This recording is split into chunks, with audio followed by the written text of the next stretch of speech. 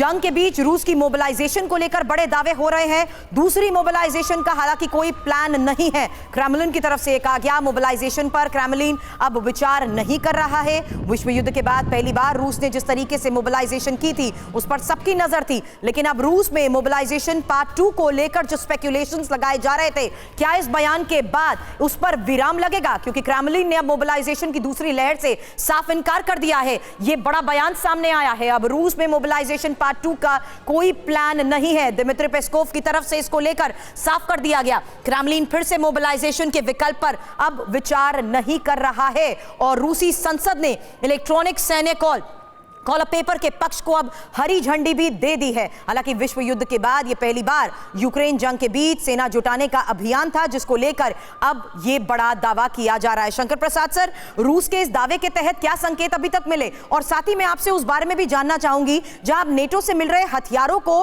Target करते हुए अलग अलग जगहों पर पोजिशनिंग कर रहा है रूस, ये घेराव क्या बड़े संकेत दे रहा है? ये आपने 3 खबरें बताई, तीनों का जवाब एक ही शब्द में ये है कि रशिया की तरफ से स्ट्रेटेजिक पोस्टरिंग हो रही है। और मज़े की इंटरेस्टिंग बात यह है कि यूक्रेन पहले ही अनाउंस कर चुका है कुछ दिन पहले, 2-3 हफ्ते पहले, कि वो क्रीमिया पर अटैक करेगा।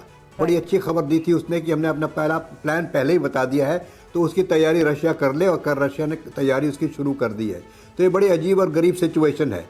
दूसरी बात, जहाँ तक कि नेटो हथियारों का डिस्ट्रक्शन है, नेटो का हथियारों का डिस्ट्रक्शन तो कंटिन्यूसली हो ही रहा है। जितना फायर असॉल्ट हो रहा है, जिस तरह से बम गिराए जा रहे हैं, मिसाइल गिराए जा रहे हैं, उससे कहीं ना कहीं तो नेटो के हथियार नष्ट हो गई। अब कितने परसेंट नष्ट हो गए, कितने परसेंट नहीं हुए, तो आपकी खबरें बताती हैं। लेकिन ये मानना ज़रूरी है कि जिस तरह से हथियार नेटो से आ रहे थे, दिन पे दिन उनकी कमी होती चली जा रही है और उनकी रिप्लेसमेंट में कठिनाई आ रही है, इतने रिप्लेसमेंट नहीं हो पा रहे हैं। तीसरी बात ये देखिए कि अगर किसी तरह से, किसी वजह से क्रीमिया की लड़ाई में या ब्लैक सी की लड़ाई में कहीं कोई चीज़ हाथ से बाहर निकल गई, आउट ऑफ कंट्रोल हो गई, तो रशिया ने अपने मिसाइल फोर्सेस, ICBM, जिस तरह से आपने पहले बताया, न्यूक्लियर वेपन तक उन्होंने इस तरह स्ट्रेटेजिकली डिप्लॉय कर रखे हैं, जिससे साफ जाहिर होता है कि अगर नेटो कंट्रीज ने किसी किस्म से और डायरेक्ट इन्वॉल्वमेंट किया तो वो भी उनका शिकार बन सकता है। तो जो 3-4 खबरें आपने दिखाई, उसका एक टोटल खुलासा ये है कि रशिया इस समय एक स्ट्रेटेजिक पोजीशन में अपनी प्रिपरेशन कर रहा है, अपना डेटरेंस दिखा रहा है। वो चाहता नहीं कि लड़ाई आगे जाए यूक्रेन से बाहर,